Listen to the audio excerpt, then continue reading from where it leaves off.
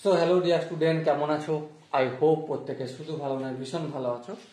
স্ক্রিনের ওপর লাভ ও ক্ষতি এই অধ্যায়ের একটা প্রশ্ন আই হোপ তোমরা প্রত্যেকে দেখতে পাচ্ছ, তাই না?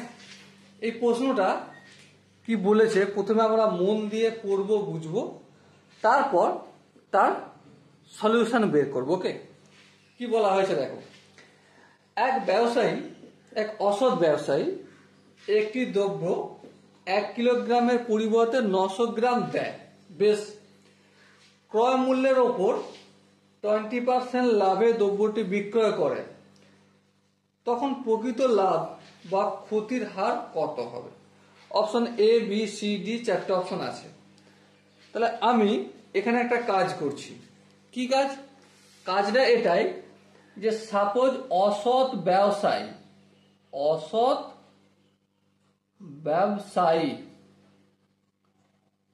ব্যবসায়ী 1 কিলোগ্রাম যখন মাল কিনে আনে তখন দাম নেয় এক্স টাকা। এটা কি ক্রয় মূল্য? অসৎ ব্যবসায়ী 1 কেজি দ্রব্যের ক্রয় মূল্য এক্স টাকা। ওকে, আচ্ছা, এবারে গল্পটা কি আছে? 1 কেজি দ্রব্য যখন বিক্রি করছে তখন 20% লাভে বিক্রি করছে অলরেডি।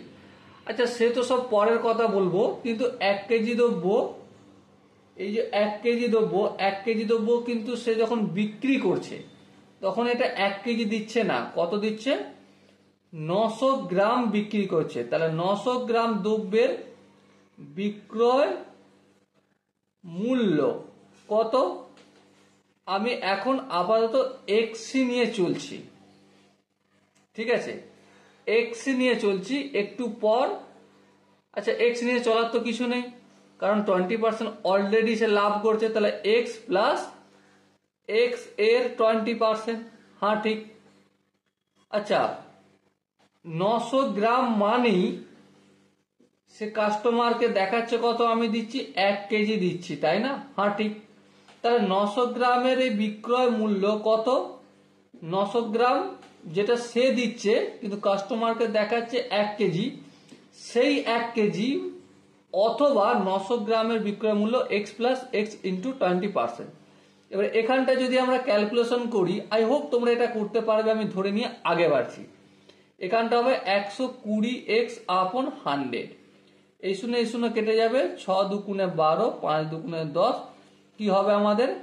6x আপন 5 টাকা। তাহলে 900 গ্রামের বিক্রয় মূল্য 6x বাই 5 টাকা। হ্যাঁ, ঠিক। তাহলে এবারে 1 গ্রামের বিক্রয় মূল্য কত? অবভিয়াসলি 6x বাই 5, আর নিচেই 900টা হবে। হ্যাঁ, ঠিক, এত টাকা। ওকে, এবার কি বলা হচ্ছে? অ্যাকচুয়ালি সে যখন 1 কেজি মাল কিনছে, অসৎ ব্যবসায়ী যখন কিনছে তখন তো সে 1 কেজি কিনে আনছে। হ্যাঁ, ঠিক। তাহলে 1 কেজি বা 1000 গ্রামের বিক্রয় মূল্য কত? 1 গ্রামে যত তার 1000 গুণ। 1 গ্রামে কত? 6x আপন 900 ইন্টু 5, আর এই ইন্টু 1000 হয়ে গেল। এই দুটো শূন্য আর এই দুটো শূন্য কাটলো, 5 1 5, 5 দুগুণে 10। সো কি পেলাম আমি? 6 দুগুণে 12x আপন 9 টাকা। তাহলে আলটিমেট 1000 গ্রাম মাল কিনে সে এক্স টাকায় ক্রয় করছে 1 কেজি বা 1000 গ্রাম, আর সেই 1000 গ্রামটার মালটাই বিক্রি করে সে কত টাকা কামাচ্ছে? 12x আপন 9 টাকা। তাহলে লাভ বা প্রফিট কত হচ্ছে? প্রফিট বা লাভ কত হচ্ছে? লাভ হচ্ছে 12x আপন 9 মাইনাস এক্স। যদি ক্যালকুলেশন করো এটা হবে 9, এলসিএম নিলে 12x মাইনাস 9x মানে 3x হবে। তোমরা আই হোপ এখানটা করে নিতে পারবে। 3 1 3, 3 3 9, সো x আপন 9 টাকা প্রফিট হচ্ছে। ওকে, এবারে প্রফিটটা তো আমাকে পার্সেন্টেজে দেখাতে হবে, অবভিয়াসলি পার্সেন্টেজে দেখাতে হবে। তাহলে পার্সেন্টেজে দেখাতে গেলে কি করতে হবে? এখানে কি হয়? যার সাথে তুলনা করা হয়, আর এখানে যাকে তুলনা করা হয়, এটা আমার ভগ্নাংশে প্রফিট দেখানো হবে। কিসে? ভগ্নাংশে প্রফিট দেখানো। কার সাথে তুলনা করা হবে? অবভিয়াসলি ক্রয় মূল্যের সাথে। ক্রয় মূল্য x টাকা, লাভ কত? x by 9। আরেকটু যদি সহজ করে নিই, x বাই 9 হবে আর এই ডিভাইডারের চিহ্নটা কি হয়ে যাবে, মাল্টিপলের চিহ্ন। ভুল করেছি, ভুল করেছি। এটা ঠিক করতে গেলে আমাকে কি করতে হবে, এক্সটাকে কি করে দিতে হবে, 1/x করতে হবে। এই এক্স কাটাকাটি গেল, সো 1/9 হলো। আচ্ছা 1/9 এর সঙ্গে কিছু মাল্টিপল নাই মানে এক গুণ আছে, তাই না? হ্যাঁ ঠিক। আচ্ছা এক গুণ আছে মানে আমি 100/100 কে গুণের আকারে লিখতে পারি? হ্যাঁ লিখতে পারি, কারণ 100/100 মানও এক। হ্যাঁ ঠিক। এবার দেখো আমি এখানে একটু রাফ জিনিস দেখাচ্ছি। তুমি যখন ক্লাসে 63% নাম্বার পেয়েছিলে, 63%, তো 63% মানে কত, 63/100, তাই না? তো এই পার্সেন্টেজের চিহ্নটা তুলে দিয়ে আমি ডিভাইডেড বাই 100 লিখতাম। তাহলে এই ডিভাইডেড বাই 100টা তুলে দিয়ে 100/9 আর এই পার্সেন্টেজ চিহ্নটা দিতে পারি? হ্যাঁ দিতে পারি। তো আমি দিলাম। এবার 100কে 9 দিয়ে যদি ভাগ করি, 9 × 9, ফের 9 একটু করে দেখে নি, 109, 9 × 9 10, ফের 9 × 9 190, 11×1 তাহলে 11×1 প্রফিট হচ্ছে। কারণ প্রফিট বের করেছি, প্রফিটের ভগ্নাংশ রূপে এটা আর তার প্রফিটের পার্সেন্টেজ রূপ এটা। তাহলে 11×1 প্রফিট করবে।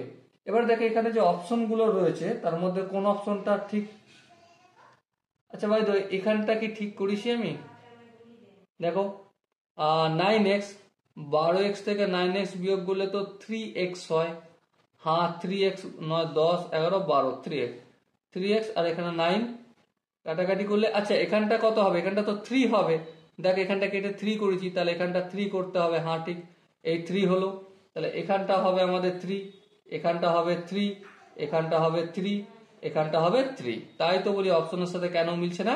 এখানে আমি 9 কেটে অলরেডি 3 করে দিয়েছি আর এখানে লিখি নেই, ভুল গেছিলাম।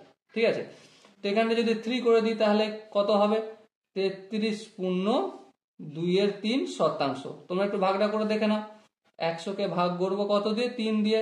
3 3 9, 10, ফের 3 3 9, 190, তাহলে 33/1 হবে, সরি 2 নয়, 33/1 লাভ হবে। সরি স্টুডেন্ট, এখানে যে অপশন গুলো রয়েছে তার মধ্যে কোন অপশন ঠিক, অবভিয়াসলি অপশন বি হবে আমাদের সঠিক আনসার। ওকে, আই হোপ প্রত্যেকে এই কোশ্চেনের কনসেপ্টটা বুঝতে পেরেছো। যদি কোনো জায়গায় বুঝতে অসুবিধা থাকে, কনফিউশন থাকে, তো কি করতে হবে, কমেন্ট সেকশন তো রয়েছে, কমেন্টে অবশ্যই জানাতে হবে। আর দেখা হচ্ছে নেক্সট ভিডিওতে। ততক্ষণ পর্যন্ত ভালো থেকো, সুস্থ থেকো এবং জয় হিন্দ।